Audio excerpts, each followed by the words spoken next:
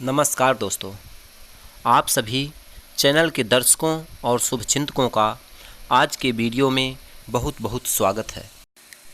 आज के इस वीडियो के माध्यम से हम आपके समक्ष एक बेहद गंभीर मुद्दे पर चर्चा के लिए उपस्थित हुए हैं। वीडियो को शुरू करने से पहले आप सभी दोस्तों से अपील है कि जिन्होंने वीडियो को लाइक नहीं किया वे लाइक करें, साथ ही चैनल को सब्सक्राइब कर बेल आइकन दबाना बिल्कुल ना भूलें, जिससे हमारे सभी वीडियोस की नोटिफिकेशन आपको सबसे पहले प्राप्त हो सके।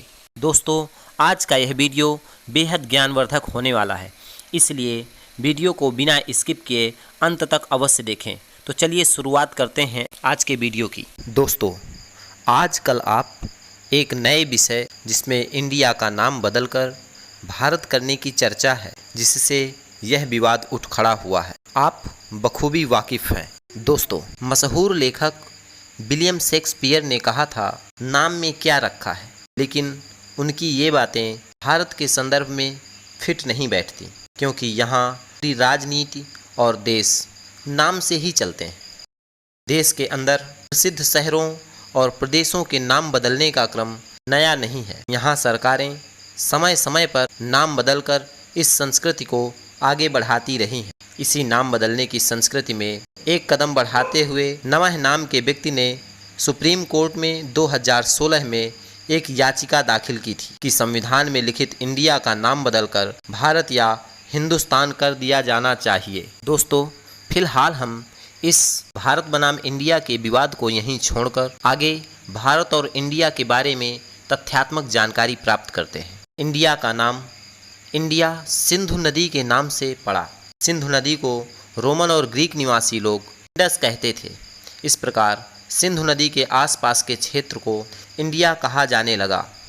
वर्ल्ड हिस्ट्री वेबसाइट के अनुसार 300 ईसा पूर्व यूनान के सेल्यूकस निकेटर के राजदूत मेगस्थनीज ने पहली बार सिंधु नदी के पार के इलाके के लिए इंडिया शब्द का इस्तेमाल किया। मेगस्थनीज यूनान के शासक के राजदूत के रूप में चंद्रगुप्त मौर्य के दरबार में आया था। उसने लंबे समय तक यहाँ रहकर यहाँ के रहन सहन का अध्ययन किया और इंडिका नाम से एक पुस्तक लिखी, जहाँ पर उसने भारत के लिए इंडिया शब्द का इस्तेमाल किया। 8 जुलाई सन 1497 को पुर्तगाली नाविक वास्को डी गामा भारत की खोज में निकला और लगभग एक वर्ष बाद 20 मई सन 1498 को वह केरल के कोझिकोड जिले के कालीकट या काप्पड़ गांव पहुंच गया। इस प्रकार भारत की खोज यूरोपियों द्वारा हो जाने के उपरांत यूरोपीय लोग व्यापारिक उद्देश्य से भारत आना जाना प्रारंभ कर दिए।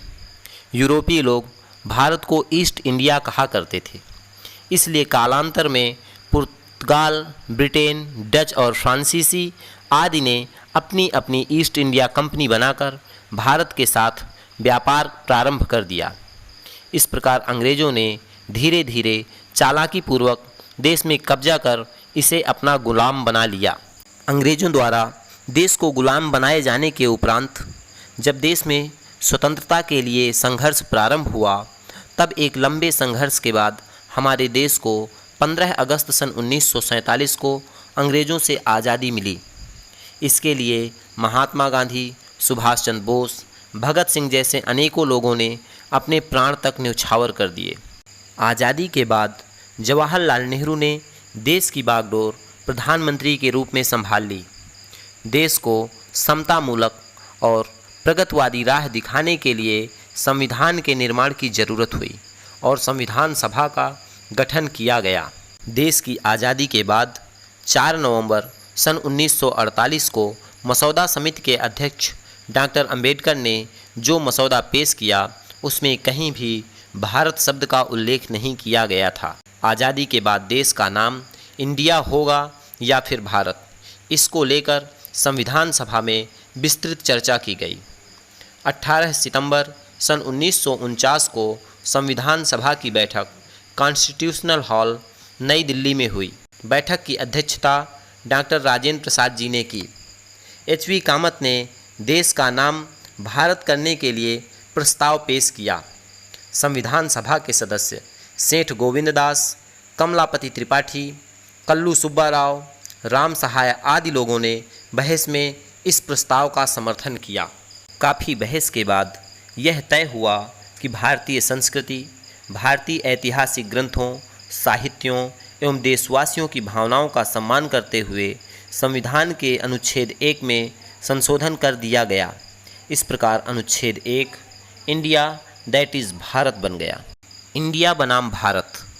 इस विवाद के संदर्भ में इंडिया और भारत दोनों के पक्षों में पर्याप्त सबूत मौजूद हैं, जैसे कि संविधान को देवनागरी भाषा में भारत का संविधान जबकि अंग्रेजी में कॉन्स्टिट्यूशन ऑफ इंडिया लिखा गया, अर्थात इसके शीर्षक में भारत और इंडिया दोनों शब्दों का इस्तेमाल किया गया है।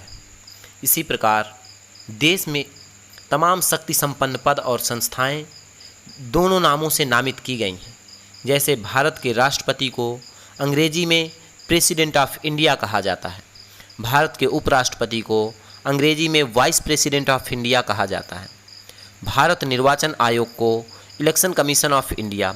इसी प्रकार भारतीय थल सेना को इंडियन आर्मी, नौसेना को इंडियन नेवी और भारतीय वायुसेना को इंडियन एयरफोर्स कहा जाता है। इसी प्रकार भारतीय दंड संहिता को इंडियन पीनल कोड्स के नाम से प्रदर्शित किया जाता है।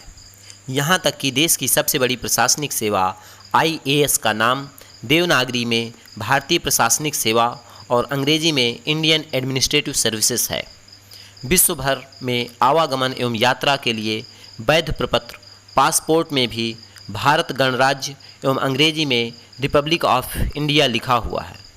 इसी प्रकार देश की वर्तमान एवं पूर्व में संचालित बहुत सी चर्चित और महत्वपूर्ण योजनाओं के नाम में भी भारत और इंडिया दोनों नामों का खूब इस्तेमाल हुआ है, जैसे Ayushman Bharat, stand up India, skill India, Khelo India, Bharat Gaurav, digital India, make in India आदि। हाल ही में भारत के बहुविख्यात चंद्रयान 3 मिशन को चांद की सतह पर सफलतापूर्वक लैंड कराने वाले सुविख्यात संस्थान का नाम भी ISRO Indian space research organisation है। वर्ष 2016 में सुप्रीम कोर्ट में इंडिया नाम हटाने के लिए नमः नाम के व्यक्ति द्वारा एक PIL दाखिल की गई थी। तब वर्तमान की केंद्र सरकार ने इसका विरोध किया और संविधान के अनुच्छेद 1 का सहारा लिया था। वर्ष 2020 में पुनः एक याचिका इसी आशय से डाली गई, जिसे सुप्रीम कोर्ट ने लेने से साफ इनकार कर दिया और मुख्य न्यायाधीश ES बोबड़े ने कहा कि भारत और इंडिया दोनों ही नाम एक जैसे हैं और दोनों नाम संविधान में दिए हुए हैं। वीडियो के अंत में मैं केवल यही कहना चाहूँगा, देश का नाम भारत हो या इंडिया, हमारा देश सदैव न्याय, समानता, प्रेम और अनेकता में एकता का संदेश देता है। दोनों ही नाम हमें उतना ही अभिमान का अनुभव कराते हैं।